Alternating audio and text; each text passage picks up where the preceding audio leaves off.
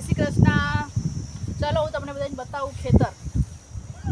અમે લોકો આવ્યા છીએ આણંદ મારા મમ્મીના ઘરે, અને આના પહેલાંના બ્લોગમાં મેં તમને બતાવ્યું હતું કે આપણે ખેતરમાં આવ્યા હતા.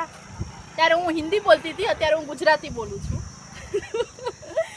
ત્યારે આપણે બાજરી જોઈ હતી, બધી કેટલી કાચી હતી, અને અત્યારે જો એકદમ મસ્ત પાકી ગઈ છે બધી બાજરી.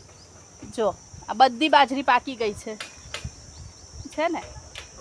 ત્યારે આટલી બધી નહોતી દેખાતી, અત્યારે કેટલી બધી બાજરી દેખાય છે.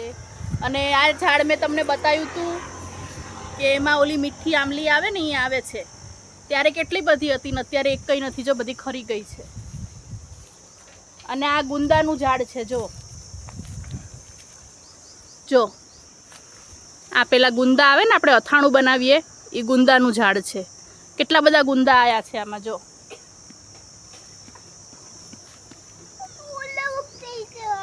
આપણા સિટીમાં આવી રીતે ઝાડ હોય ને તો બધાએ તોડી લીધા હોય, અને આ ગામડામાં કોઈ માણસો આવી રીતે તોડે નહીં, અંદર રહેવા દે.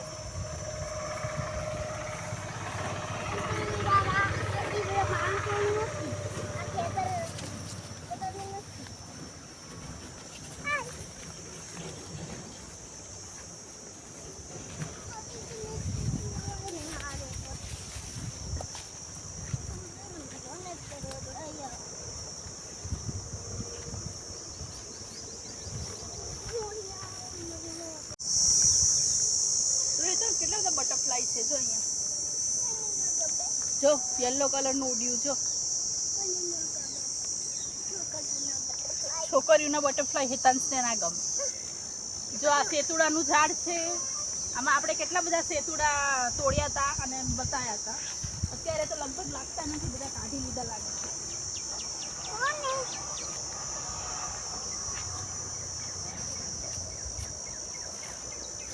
અત્યારે એક સેતુડા નથી આ ઝાડમાં, લગભગ બધા કાઢી લીધા છે. ખેતરનો માલિક હોય ને. જો આમાં 2 સેતુડા છે ખાલી ખેતરમાં, આ ઝાડમાં ખાલી 2 સેતુડા છે, નાના નાના.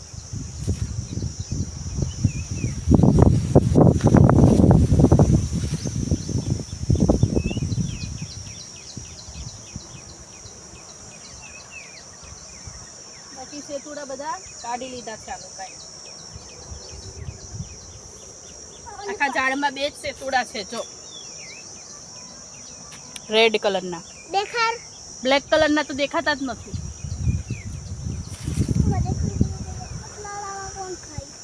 મસ્ત લાગશે ખાટા ખાટા. જો આ બાજરી જો એકદમ પાકી ગઈ છે. હવે આને છે ને થોડાક સમયમાં કાઢી લેશે.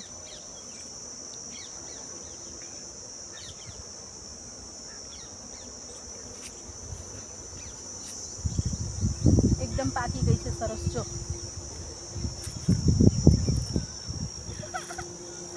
અને થોડાક સમયમાં હવે કાઢી લેશે.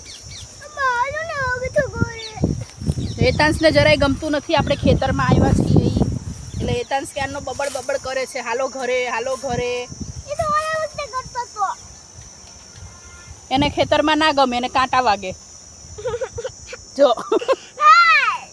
હાલ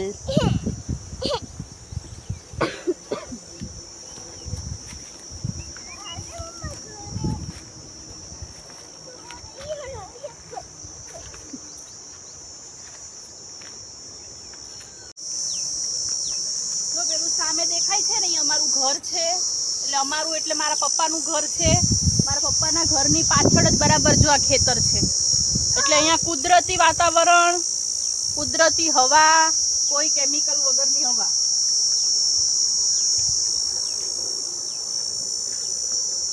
અમારો વિડીયો તમને ગમે તો લાઈક કરજો, સબસ્ક્રાઇબ કરજો અને શેર કરજો.